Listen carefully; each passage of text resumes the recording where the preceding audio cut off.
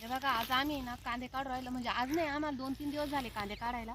इकडे सर्व कांदे काढले आणि उद्या कांदे होऊन जातील आमचे काढायचे, पण त्यामध्ये गबळ पण आहे, गवत पण आहे आणि कांदे बी लाल नाही आहे तुम्ही.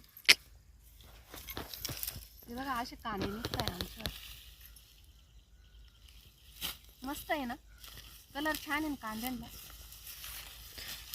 त्याच्यामध्ये गवत, मेथीची भाजी, सर्वचे कांद्यांमध्ये.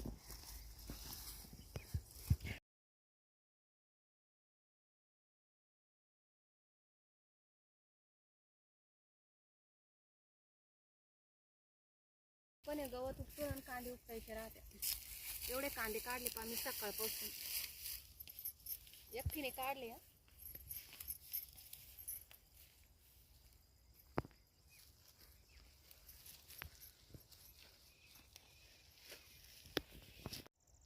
तर बघा आता माझी झाली सुट्टी, मी चालले घरी. एवढे कांदे काढून झाले आणि इकडे हे राहिले गवत पण येते एका वाफ्यामध्ये खूप, तर एवढे राहिले. ते एकाच वाफ्यात जास्त गवत आहे. तर चला आता घरी.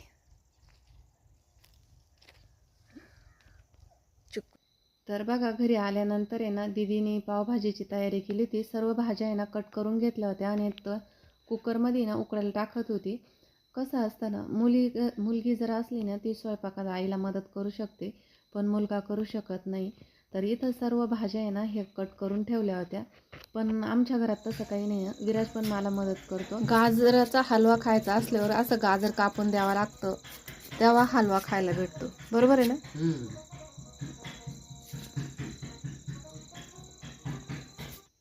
तर इथं बघा दीदीची तयारी चालली. आता कुकर लावायची. कुकरमध्ये सर्व भाज्या टाकून देतीये आणि आता बघा ती कशी पावभाजी करते ते बघू आपण. तिने सर्व भाज्या कुकरमध्ये टाकून दिल्या. त्यानंतर मसाले पण टाकले.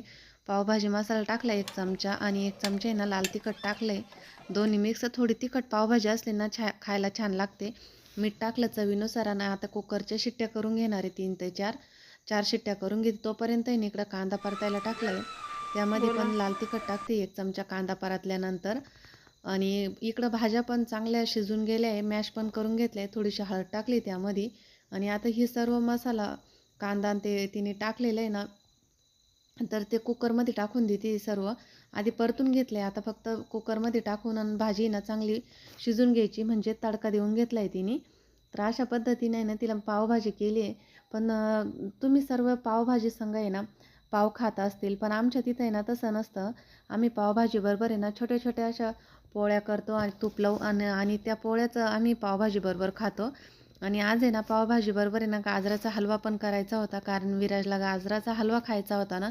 त्यासाठी ना गाजर आणले होते त्यांनी अर्धा किलो, कॉलेजवरून येतानाच आणले होते. आणि आता आहे ना दीदी त्याचा हलवा पण बनवते आणि इकडं मी पोळ्या करते. चूल पेटून घेते सुरुवातीला आणि त्यानंतर पोळ्या करते.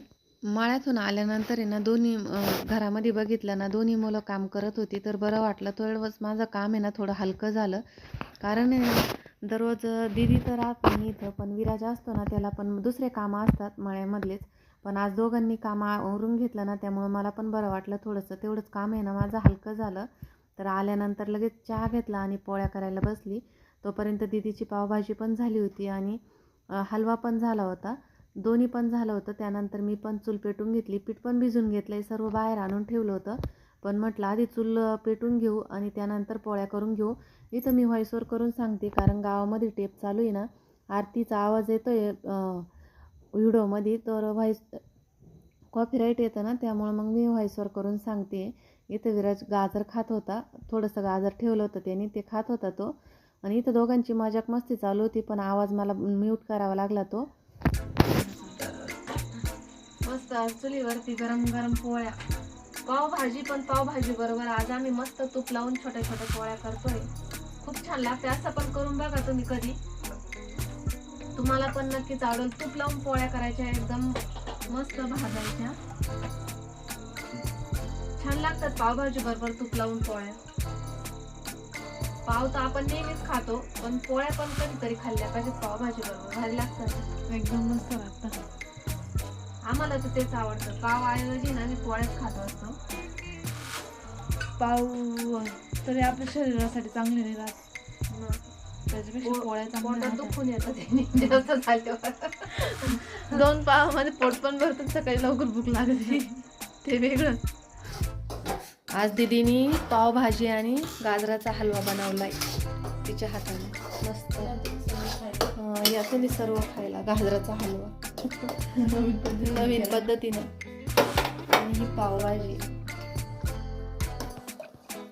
मस्त अशी पावभाजी पण बनवली. गाजराचा हलवा सुगंधाचा अप्रतिम येतोय, अप्रतिम. या सर्व जेवायला आता.